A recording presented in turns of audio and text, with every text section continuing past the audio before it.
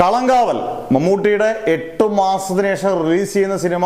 മമ്മൂട്ടി വില്ലനായും വിനായകൻ നായകനായും എത്തുന്ന സിനിമ.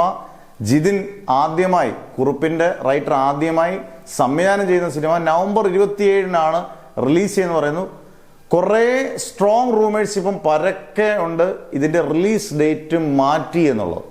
അത് strong rumours ആണ്, സ്ഥിരീകരിച്ചിട്ടില്ല ഇതുവരെയും. മാറ്റിയാൽ അത് എന്നായിരിക്കും? ഡിസംബറിൽ ചാൻസ് ഇല്ല, കാരണം ഇലക്ഷനും കാര്യങ്ങളും പരീക്ഷകളൊക്കെ ആയിട്ട്. പിന്നെ ജനുവരി ആകുമോ? ഇനി മാറ്റുമോ ഈ ഡേറ്റ് തന്നെ? കാരണം നവംബർ 27 യഥാർത്ഥത്തിൽ നല്ലൊരു ഡേറ്റ് ആണ്. കാരണം പിന്നീട് കുറച്ച് ദിവസത്തേക്ക് സിനിമകളും ഇല്ല. മാത്രമല്ല UAE-ലൊക്കെ അടുപ്പിച്ച് കുറച്ച് നാഷണൽ ഹോളിഡേയ്സും ഒക്കെ ഉണ്ട് താനും.